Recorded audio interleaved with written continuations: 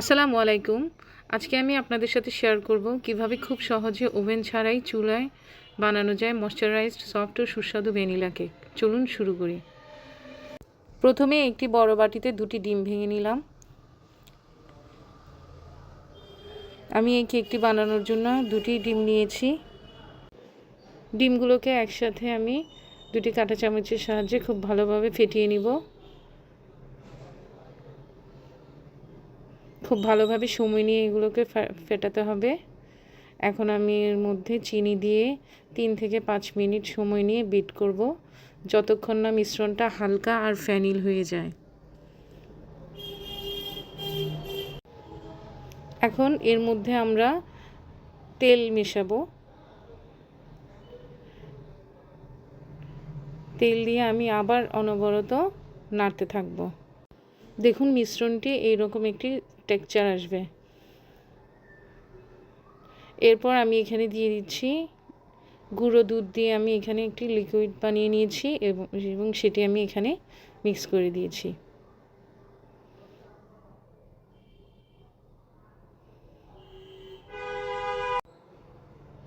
এখন আমি মিশ্রণটিকে একপাশে রেখে এখানে আমি ময়দা নিয়ে নিয়েছি 2 কাপ পরিমাণ। এখন আমি এর মধ্যে দেব সাফির বেকিং পাউডার। বেকিং পাউডার আমি এখানে দিয়ে দিব 1 চা চামচ পরিমাণ। দিব সাফির বেকিং সোডা। বেকিং সোডা আমি দিচ্ছি আধা চা চামচ পরিমাণ। এরপর দিয়ে দিচ্ছি 1 চিমটি পরিমাণ লবণ। এগুলোকে একসাথে আমি ভালোভাবে চেলে নিয়েছি।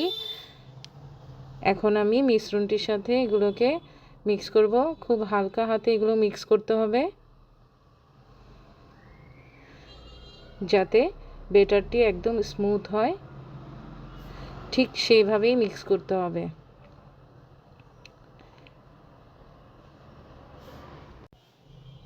দেখুন আমার ব্যাটারটি খুব স্মুথ হয়েছে। এখন আমি এর মধ্যে দিয়ে দিব সাফি ভ্যানিলা এসেন্স। এরপর আবার এটিকে খুব ভালোভাবে মিশিয়ে নিতে হবে। যেহেতু এটি চুলায় কুক হবে, তাই একটু ভালোভাবেই এগুলো মিশ্রণটিকে মিক্স করে নিতে হবে।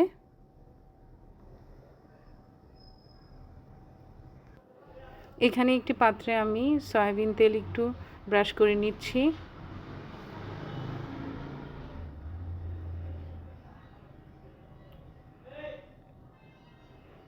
আশেপাশে খুব ভালোভাবে অয়েল মিক্স করে নিতে হবে। তারপর আমি এখানে পেপার বিছিয়ে দিয়েছি। পেপারটির উপরে আরেকটু অয়েল দিয়ে আমি আবার খুব ভালোভাবে ব্রাশ করে দিচ্ছি। এখন আমি ব্যাটারটিকে এর মধ্যে দিয়ে দিব। পুরো ব্যাটারটিকে আমি এটার মধ্যে ঢেলে নিচ্ছি।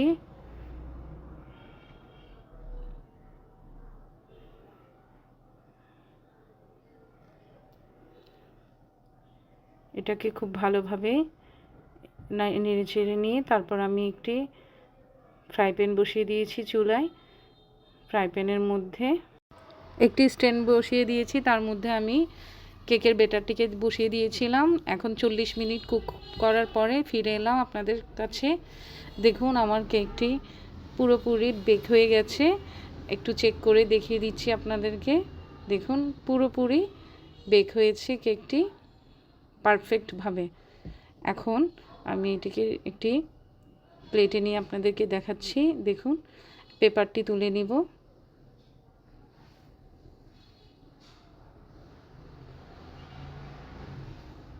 এখন আমি কেটে দেখাবো কেমন সফট হয়েছে কেকটি।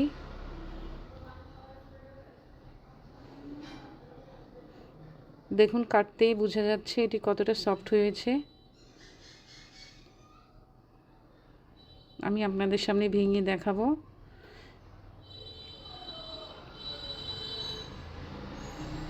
এই যে দেখুন কতটা সফট এবং ফ্লাফি হয়েছে এবং খেতেও অনেক টেস্টি হয়েছিল। তাহলে তৈরি করে ফেলুন বাসায় চুলায় একটি ভ্যানিলা কেক আমার ভিডিওটি ফলো করে। ধন্যবাদ সবাইকে। আমার এই ভিডিওটি যদি ভালো লাগে তাহলে অবশ্যই আমার ভিডিওটিকে লাইক কমেন্ট শেয়ার করে আমার পাশে থাকবেন। ধন্যবাদ সবাইকে। আসসালামু আলাইকুম।